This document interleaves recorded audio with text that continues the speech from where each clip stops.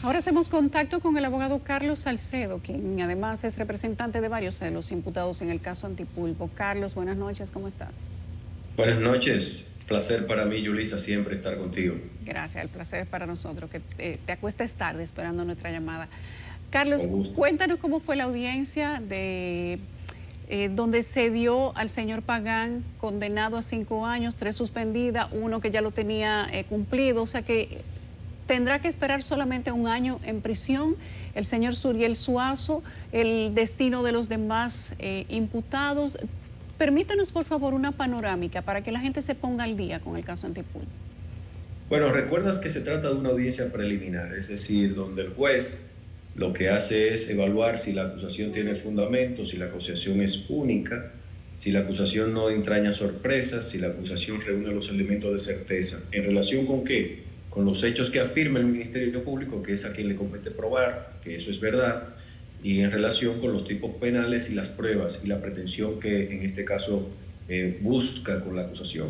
Entonces, en este caso particular, hoy conocimos durante unas 4 horas la exposición del juez en relación con los fundamentos orales y resumidos que hacen cuenta de que la acusación para él tenía fundamentos para envío a juicio. De 20 imputados físicos, personas físicas, y luego la red de sociedades que estaban acusadas casi en su totalidad. En el caso particular de aquellos que el Ministerio Público había usado las medidas alternativas que están permitidas en el Código, unos por principio de oportunidad, en el caso particular de Domingo, en el caso particular de uno de ellos también, la suspensión condicional del proceso, y solamente 2 acuerdos plenos mediante un juicio penal abreviado. ¿En qué consistió? Condena de 5 años para el señor, el ingeniero Francisco Pagán, y para Suriel, que también es ingeniero, 5 años. Ahora, de esos 5 años, 2.1 años son de prisión ya cumplida. ¿Por qué? Porque estuvieron en Najayo primero y luego en arresto domiciliario, que se computan ambos de igual manera. Y el restante tiempo, que son 2 años y 9 meses, están simplemente suspendidas en su prisión. Están libres, ya no van a tener medidas de coerción y pueden estar solamente sujetos a las condiciones establecidas en el acuerdo. Si no cumplen esas condiciones, evidentemente que entonces, por orden del juez, el juez de la ejecución de la pena los manda a buscar y los manda a prisión. Entonces, Carlos, ¿en qué consistió? Primero, confirmar que el señor Pagán y Suazo ya no estarán en prisión. ¿Es así? Así es. Okay. No estarán en prisión porque evidentemente ya cumplieron la parte de la prisión que fue ordenada por el tribunal en ocasión del acuerdo pleno al que llegaron. El resto del tiempo es, como se llama técnicamente, prisión suspendida. Es decir, están ordenados, es decir, los 5 años integran los 2.1 años y los 2.9 años que son de prisión suspendida. Esa prisión suspendida es eso. Están en prisión, estarían en prisión si finalmente no cumplen las condiciones que establecieron ellos junto con el Ministerio Público. Por ejemplo, no tomar alcohol, no salir fuera del país sin el permiso previo y una serie de condiciones que están en el acuerdo en cada caso particular. Pero eso lo hace el juez de la ejecución de la pena una vez enterado, sea por el Ministerio Público o por cualquier medio fehaciente que pueda ser verificado por el tribunal.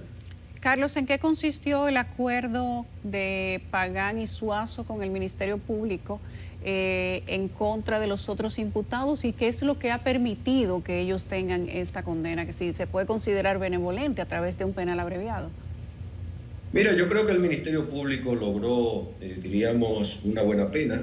En el acuerdo, lógicamente, las partes ceden. El Ministerio Público a lo mejor tenía una pretensión mayor.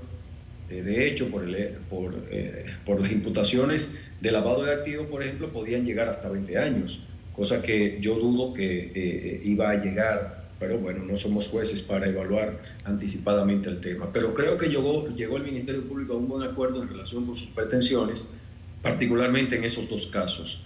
5 años no son poco. Ya cumplirlo, hay que saber lo que significa una prisión en cualquier parte del mundo. También lograron obtener el reembolso, entrega de bienes, que ellos dicen que rondan los más de 300 millones de pesos, y también una compensación no tan significativa para el Estado Dominicano, que se ha constituido en actor civil. Pero, Yulisa, el acuerdo penal abreviado, todo lo que tiene que ver con la condena derivada de ese acuerdo pleno, no es, diríamos, más que el reconocimiento de la falta particular que haya cometido cada quien, y al mismo tiempo acogerse a los términos relativos a la condena y también a la indemnización y al decomiso de bienes que fue ordenado mediante la sentencia. Pero eso no tiene implicación alguna, no deriva en consecuencias para los demás imputados. Es decir, no, incluso si hubieran declarado, en el caso de Francisco Pagán, tú recordarás que declaró en el momento en el que se le hizo el juicio penal abreviado, declaró que él no tenía ni se había tomado siquiera un café con Juan Alexis Medina Sánchez y que no había recibido valor alguno de parte de Alexis Medina Sánchez y sus empresas. Evidentemente que podríamos decir que en caso de que eso pudiera ser útil en el juicio de fondo, le beneficiaría. Pero tengo que decir con certeza que ninguna de sus declaraciones, ni el acuerdo penal abreviado, ni el acuerdo pleno, que ha sido en este caso consignado y del cual ha levantado acta el juez en el día de hoy, no tiene valor alguno probatorio para fines del juicio de fondo en contra de ninguno de los acusados que han sido enviados a juicio. Podemos entonces resumir, Carlos, que todo lo que va a decir o todo por lo que recibió esta condena benevolente en el acuerdo con el Ministerio Público es para que él sea un testigo a cargo en contra del señor Alexis Medina, de Magalis Sánchez, Medina Sánchez, de Fernando Rosa y de los demás. No, al contrario, lo que estoy diciendo efectivamente, Yulisa, es que simplemente el acuerdo pleno al que se arriba con el Ministerio Público y el acuerdo, en este caso el juicio penal abreviado, solamente es atinente al reconocimiento de responsabilidad personal por los hechos propios cometidos de ellos dos, por el ingeniero Francisco Pagán. No tiene ninguna incidencia, ninguna influencia, ni servirá de prueba alguna el acuerdo pleno, ni tampoco sus declaraciones. Él no va a ser testigo, el ingeniero Pagán, ni tampoco Suriel, en relación con los demás implicados en el caso que han sido enviados a juicio. O sea, que fue por ellos declararse culpables, aceptar las imputaciones que le hacía el Ministerio Público y devolver la cantidad de millones que se supuestamente habrían devuelto a las autoridades. Correcto. Y mira, una observación importante.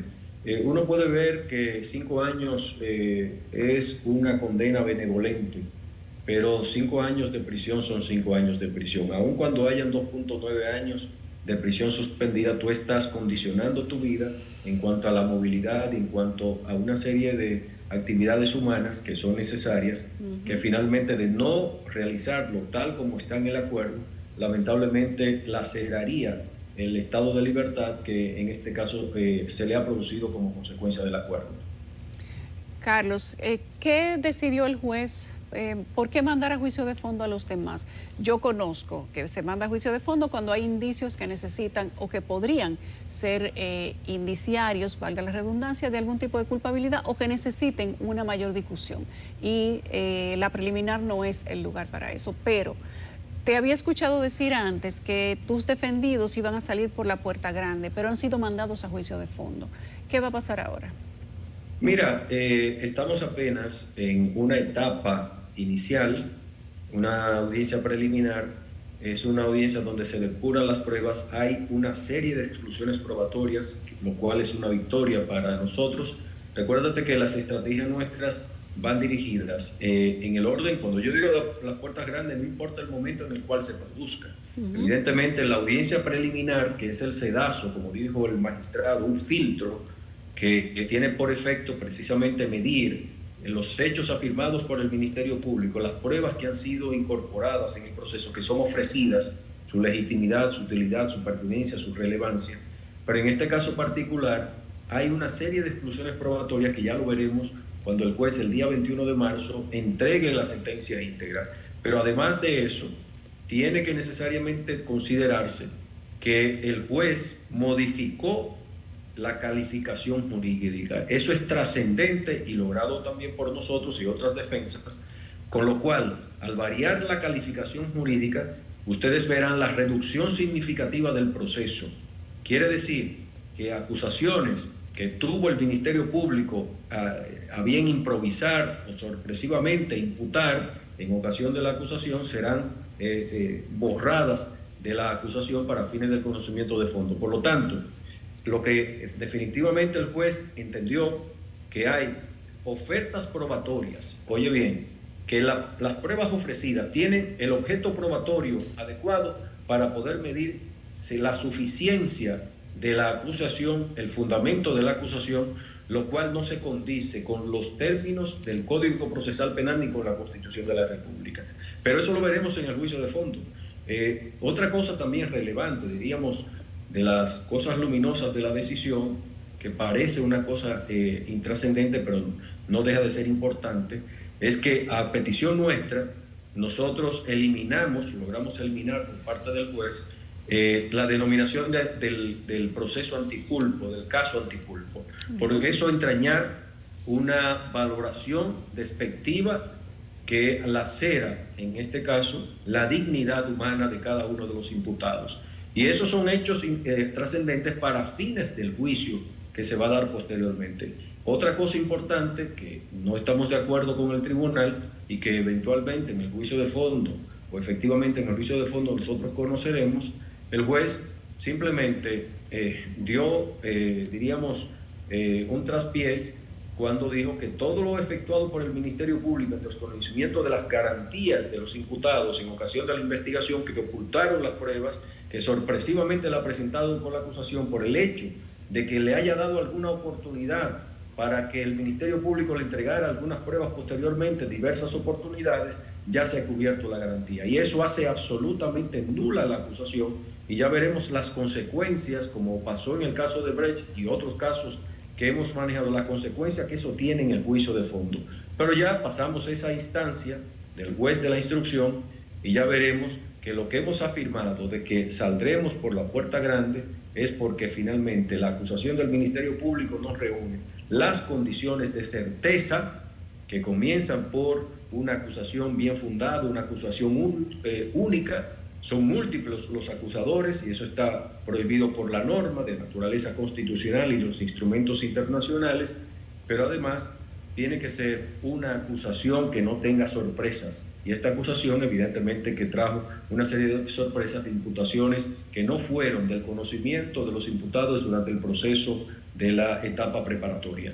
Muy bien. Carlos, gracias por acceder a nuestra llamada a las 11 de la noche, casi a las 11 de la noche. Yo sé que está medio cansado ya de todo ese proceso. No, Carlos, con gusto, un placer. Gracias, un placer para nosotros. Carlos Salcedo, representante legal de varios de los imputados del caso Antipulpo.